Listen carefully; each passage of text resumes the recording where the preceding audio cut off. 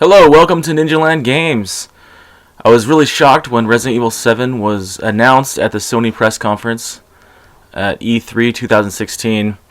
I've played all of the Resident Evil games, and so everyone was looking forward to Resident Evil 7 being announced, but it was pretty shocking to find out that the game has been changed quite a bit.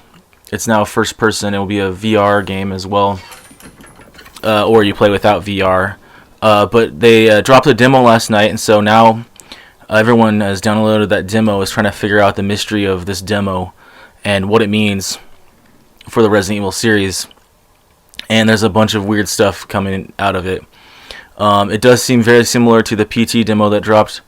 But today, the developer of Resident Evil was in an interview, and he gave a lot of information about what the series and where the series is going. And so first off, he said that this is a teaser demo. It's not going to be in the final game. It's more of like a proof of concept demo that they were making, and it was really well received. And so they decided to go with this first person viewpoint. He also mentioned how the first 3 games were kind of based in Raccoon City. Third person, camera perspective where you're, tank controls, that kind of thing. And that with Resident Evil 4, they switched it up, making it more action-packed. And then for the 3 games after that, they went with the action behind the back viewpoint. And so with 7, they wanted to change it up and do a full redesign of Resident Evil.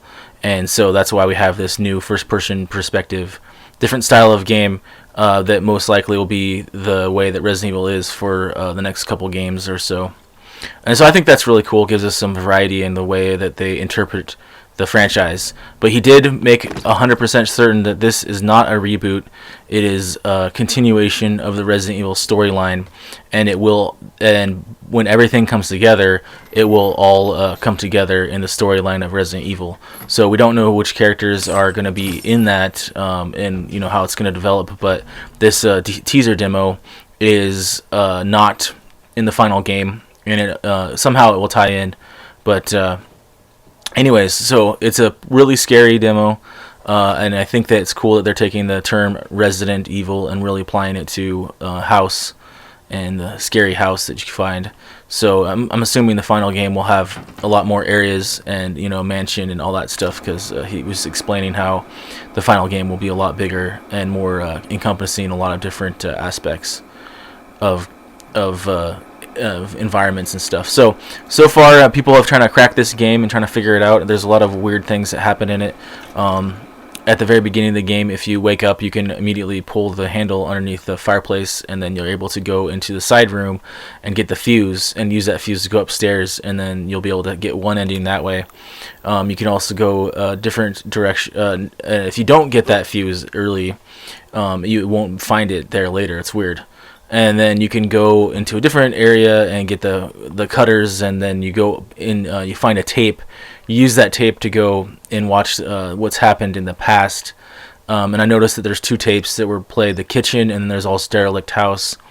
And each one is set. The kitchen is set after the Derelict house. But then when you wake up, it seems like it's daytime, and so I think you wake up in the morning of this next happening thing. You seem to be the camera guy.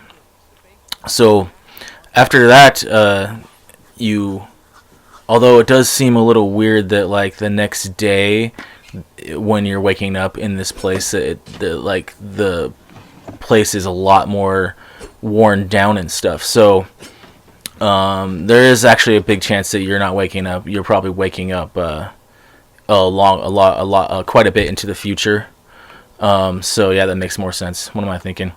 All right. Anyways, so you can there's a ghost that has been spotted inside of the tape when you're playing through it, on the balcony that she's been spotted, also on the staircase, and inside of this side room in the hallway. And I've only been able to see the one in the hallway, and I'm going to show you the footage right now.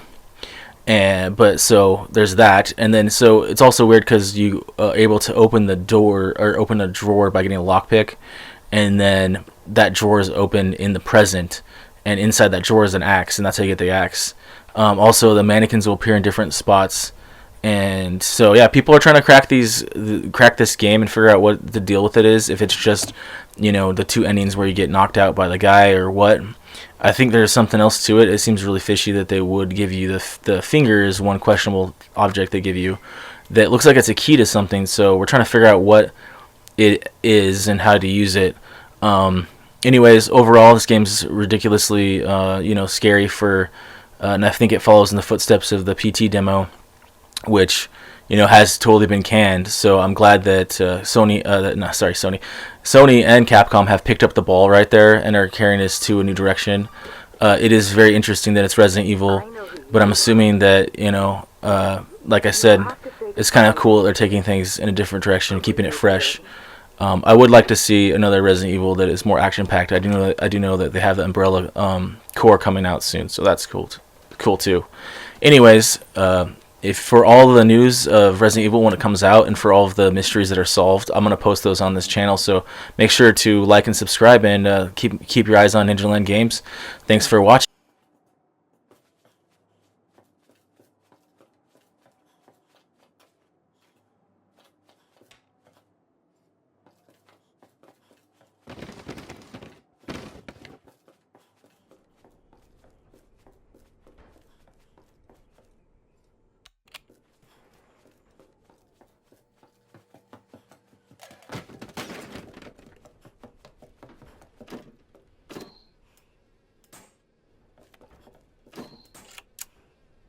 Hehehe